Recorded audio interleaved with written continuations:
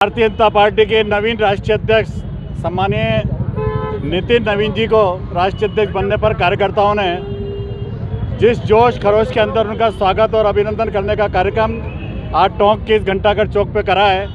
निश्चित युवा भारत के अंदर भारतीय जनता पार्टी जो नवाचार करा है और नितिन नवीन को जो 45 वर्ष की आयु के उनको राष्ट्रीय अध्यक्ष बनाकर जो विश्व का सबसे बड़ा राजनीतिक दल होने का गौरव जिसको प्राप्त है, ये पूरे देश के अंदर नहीं पूरी दुनिया के अंदर एक संकेत देने का काम करा है कि ये देश युवाओं का देश है और आने वाली पीढ़ी कैसी होगी, ये देश का भविष्य कैसा होगा, 2047 का भारत कैसा होगा। हमारा जो नेता हैं, जो प्रधानमंत्री है, देश नहीं दुनिया के सबसे ताकतवर नेता है सम्मानीय नरेंद्र भाई मोदी जी, जिनने ये कहा था कि आज के बाद मेरे नेता माननीय नितिन नवीन जी रहेंगे, मैं एक कार्यकर्ता के रूप में रहूँगा, मेरी CRBA भरेंगे। भारतीय जनता पार्टी का एक वो स्वभाव है कि जो कार्यकर्ताओं की पार्टी है और कार्यकर्ताओं के स्वभाव को माननीय प्रधानमंत्री जी ने हम जैसे सामान्य कार्यकर्ताओं को एक संकेत देने का काम करा है कि हमारे लिए संगठन सर्वोपरि है।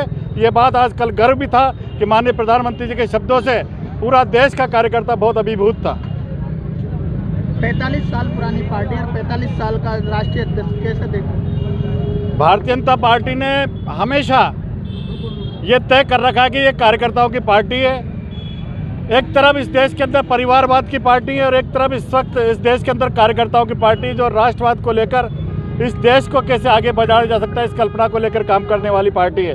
अभी हम मानते हैं कि नितिन नवीन जी के नेतृत्व में देश के अंदर आने वाले जिन राज्यों के अंदर चुनाव है, जिनमें निकाय के हो, चाहे पंचायतों के चुनाव हो, चाहे गाँव की सरकार का, चाहे शहर की सरकार का चुनाव हो, ये तय है कि ऐसे युवा नेता के नेतृत्व में के अंदर पूरे देश के अंदर जैसे बम्बई के अंदर हमने जो MCD के ऊपर जो कब्जा करा है वो एक ऐतिहासिक कब्जा था और एक जीत की जो शुरुआत हुई है माननीय नितिन नवीन जी के नेतृत्व में पूरे देश के अंदर उसका परचम फेरने वाला है। सचिन पायलट ने कहा है राम जी के नाम तो हम उनसे ज़्यादा लेते हैं दिन भर में।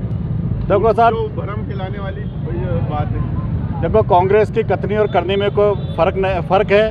वो भ्रम फैलाने के अलावा राजनीति करने के पास उसका कोई उद्देश्य नहीं है। वो जिस क्षेत्र से जनप्रतिनिधि हैं उनको यही पता नहीं कि हमारी जनता का दुख क्या है, सुख क्या है। एक आते हैं पैराशूट की तरह, एक सेलिब्रिटी की तरह आते हैं और इस शहर में घूमकर चले जाते हैं। इस शहर की तकलीफ क्या है, बिजली आ रही है नहीं आ रही, पानी। सब्सक्राइब करें खबर प्लस 18 को और प्रेस करें इस बेल को। खबरों के लिए बने रहें।